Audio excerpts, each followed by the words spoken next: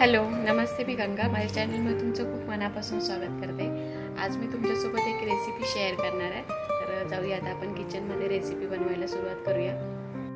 आज आपण बनवणार आहोत बेसनचे लाडू. तर बेसनचे लाडू बनवण्यासाठी इथे मी बेसन भाजायला घेतलेलं आहे आणि ते मी सुकंच भाजते. तूप वापरलेलं नाही आहे जराही, कारण सुकं पीठ भाजल्यानंतर ते व्यवस्थित भाजलं जातं आणि लाडू खूप छान तयार होतात आणि टेस्टला खूप छान लागतात. तर आपल्याला हे मंद गॅसवरच भाजायचं आहे. गॅस कुठेही मोठा करायचा नाही आहे, नाहीतर मग पीठ करपण्याची शक्यता असते. तर अशा प्रकारे आपण सुकं पीठच भाजून घ्यायचं आहे व्यवस्थित. तुम्हाला मी फरक पण दाखवते भाजलेल्या पिठामध्ये आणि कच्चं पीठ कशा प्रकारे आहे ते. तर इथे बघा, हे माझं पीठ भाजून झालेलं आहे आणि हे म्हणजे चमच्यामध्ये घेतलेलं आहे ते कच्चं पीठ आहे, त्याच्यामधला फरक तुम्हाला दिसत असेल.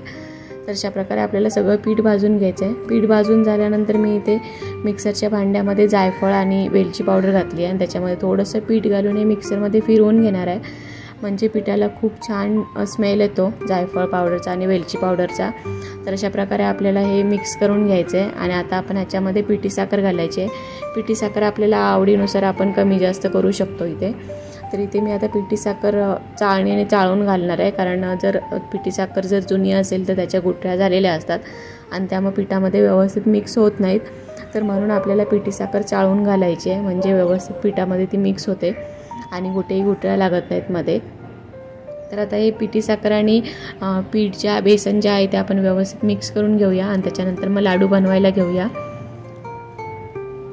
तर इथे मी लाडू बनवायला घेतलेत. आता आपण ह्याच्यामध्ये तूप घालायचं आहे, कारण पीठ भाजताना आपण तूप वापरलेलं नाही आहे.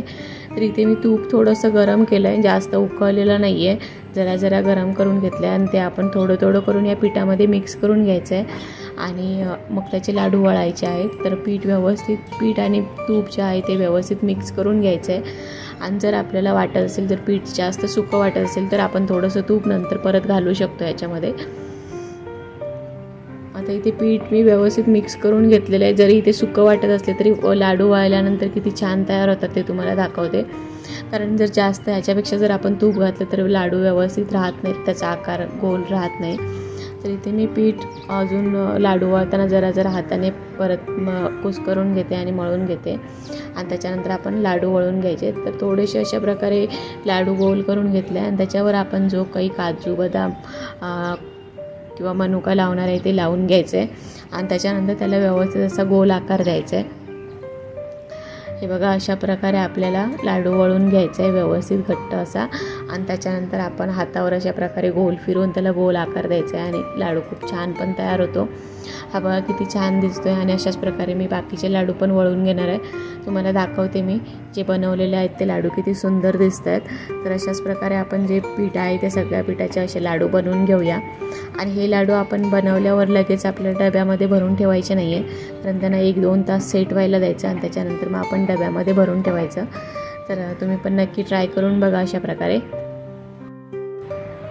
तर आजचा हा व्हिडिओ तुम्हाला कसा वाटला ते मला नक्की कमेंट करून सांगा. आणि जर आवडला असेल तर माझ्या व्हिडिओला लाईक करा, शेअर करा आणि माझ्या चॅनलला जर तुम्ही अजूनपर्यंत सबस्क्राईब केलं नसेल तर प्लीज सबस्क्राईब करायला विसरू नका. सोबतच बेल आयकॉन पण प्रेस करा, म्हणजे मी जे पण व्हिडिओ अपलोड करेन त्या सगळ्या व्हिडिओचं नोटिफिकेशन तुम्हाला मिळेल आणि तुम्ही माझे सगळे व्हिडिओ बघू शकाल. थँक्यू.